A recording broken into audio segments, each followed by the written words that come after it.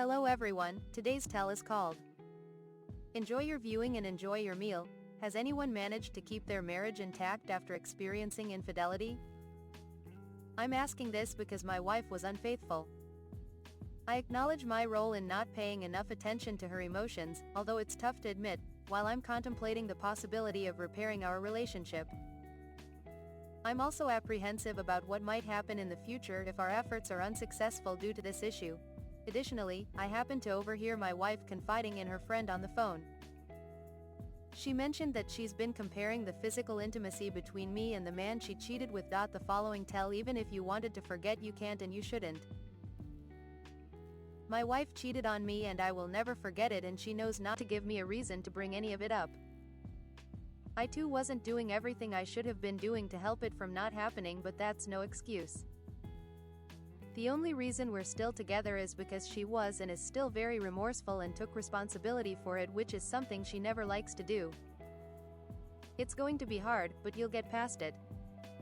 Her having conversations and comparing you both is unacceptable, and that alone is a sign she's not remorseful, and you should probably prepare yourself to move on. Once a cheater, always a cheater unless they really show you change and accept the fact that you will never really trust them. Which is something they have to accept and deal with for the rest of their lives, and simply have to put in the needed work every day to try to prove you wrong. Which is why it's better to just move on most times. The following tell: my son overcame a significant betrayal about 12 years ago. Trust was restored, and they are very happy together. I have a 2-page write-up of the details that has helped others. You can chat request me for a copy if you really wish to reconcile. However, for it to work, certain conditions must be present or it has no chance. Your wife must be truly remorseful for the pain caused to you. Not just for being caught, your wife must be contrite to endure any unnegotiable consequences as penance for her betrayal, and to help you heal, you must both be fully committed to the long and arduous reconciliation process, with her understanding and acceptance that most of the heavy lifting falls on her shoulders. Given your brief write-up, it appears none of these exist. Comparing her AP to you is a complete lack of remorse and respect. She just wants to rug sweep the betrayal with no consequences and is not willing to do the heavy lifting. Given that, she will not respect you, you cannot rebuild your self-worth and self-respect, and will not heal. Given those circumstances, you become an enabler, essentially giving her a green light to repeat because she is not remorseful and endured no consequences. It appears you are just a financial safety net and a facade for a working marriage. She will most likely do it again and get better at hiding it, or just become blatant with no fear of consequences. In my opinion, I would see a lawyer immediately. Have them draw up a divorce document and a post-nuptial agreement with a very strong morality clause. It should define both physical and emotional infidelity and the proof required. It must apply to you both to be viewed fair by the courts. In event infidelity leads to divorce, the wayward loses all marital assets. This was accepted in Wisconsin in my son's situation. His wife signing the agreement and enduring the other half-dozen unnegotiable consequences is what served as proof of the 3 conditions I stated above, which enabled him to heal. On a Friday when she is out, pack a weekend bag. Leave a copy of both documents where she will readily find them. Leave a note that says only the word "choose" and your ring with the documents. Leave while she is gone. Stay where she will not be able to find you. Do not respond to any of her attempts to contact you if she even tries. Turn your phone off if you feel you may be tempted, or if she is able to locate you through your phone. Return Sunday after supper time and when she is home.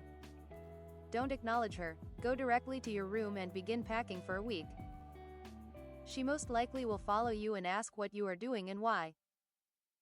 If she made little or no attempt to contact you, that is an indication she was already lost to you. State that fact and that she can expect to be served that week. If she comes to you and says she wants to reconcile, tell her you would be willing to try. But only with acceptance of the post-nuptial and the other unnegotiable demands you require as consequences for her betrayal. Let her know it is all or nothing. That a refusal, especially with the post-nuptial, is an indication that she is unable to remain faithful and is not fully committed. If she wants to reconcile but is unwilling to sign the post-nuptial and acquiesce to your demands, hold your ground and have her served. It was at that point that it became real for my daughter-in-law.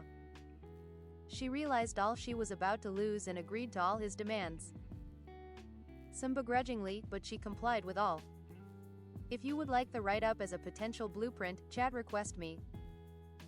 I always favor reconciliation where possible. Under the current situation, it is not. I strongly urge you to see a lawyer and do as I suggested to give her the wake-up call she needs, using my write-up for consideration of other necessary unnegotiable demands.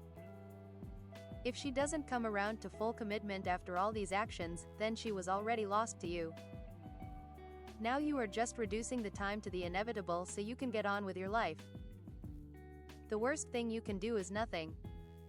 Nothing remains the same, it either gets better or worse.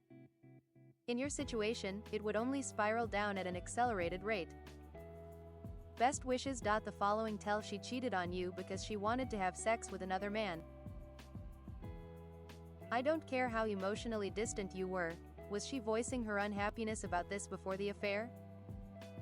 My husband and I have been married a decade and all marriages face hard times. The fact she would have sex with someone else and then blame you is cruel emo.